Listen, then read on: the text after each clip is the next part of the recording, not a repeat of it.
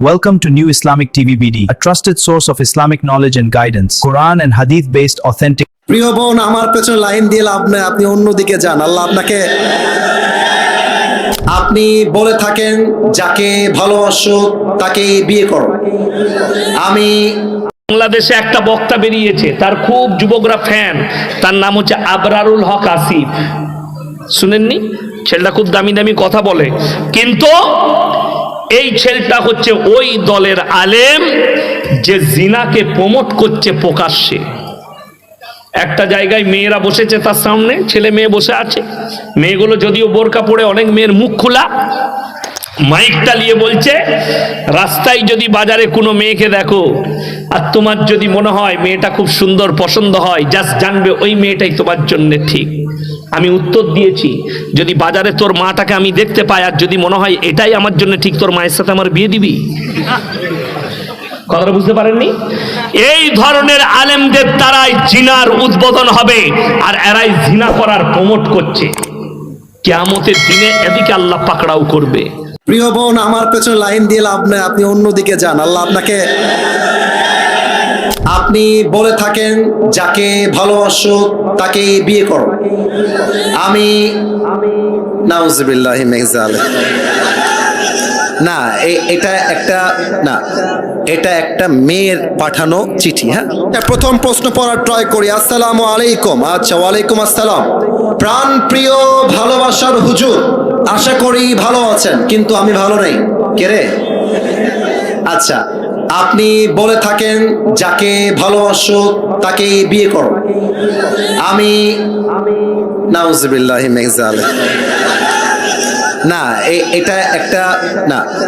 এটা একটা মেয়ের পাঠানো চিঠি। হ্যাঁ, না, এটা এখানে মিডিয়া আছে না ভাইজান, বলে সে একটা প্রপোজাল মূলক কথা লিখেছে, এটা মিডিয়াতে যাওয়া যাবে না।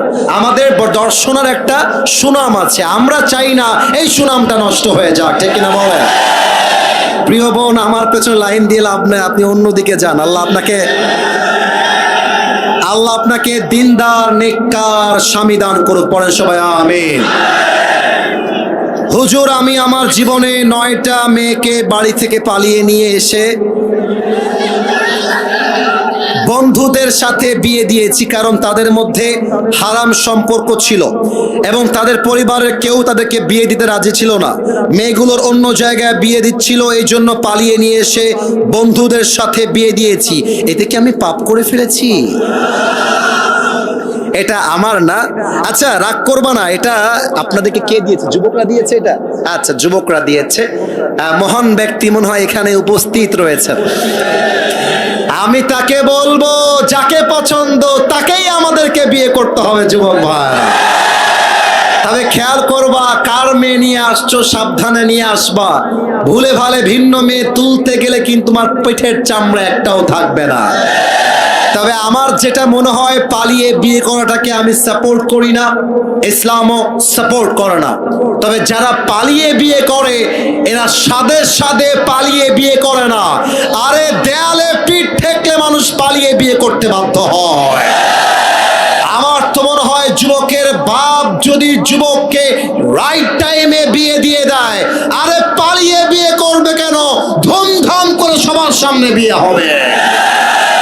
এখন দেখা যায় যুবকটা বিয়ে করতে চায়, বাপ বলে তুই তোর নিজের পায়ে দাঁড়িয়ে তারপরে বিয়ে করবি। মেয়েটা বিয়ে করতে চায়, বাপ মা বলে তোর বয়স এখনো 18 হয় নাই। আমি দর্শনার কাছে প্রশ্ন রাখতে চাই, 18 বছরের আগে যদি একজন মেয়ে বিয়ে করতে না পারে, 16 বছরের মেয়ে টিকটকে নেচে বেড়ায়, এই আইনটা কোথায় থেকে আসবে যুবক ভাইরা, বলো আমাকে। 16 বছরের মেয়ে টিকটকে নাচতে পারবে, পার্কে গিয়ে প্রেম করতে পারবে, হোটেলে গিয়ে বয়ফ্রেন্ড নিয়ে নষ্টামি করতে পারবে, হালাল ভাবে বিয়ে করতে পারবে না। এটা প্রমাণ হয়ে যাচ্ছে। পার্লামেন্ট চলছে আল কোরআন দিয়ে নয়, পার্লামেন্ট চলছে পশ্চিমা আমেরিকার সভ্যতা দিয়ে যুবক ভাইরা। আল্লাহ যুবকদেরকে হালাল ভাবে বিয়ে করার তৌফিক দান করে। পড়েন সবাই আমিন।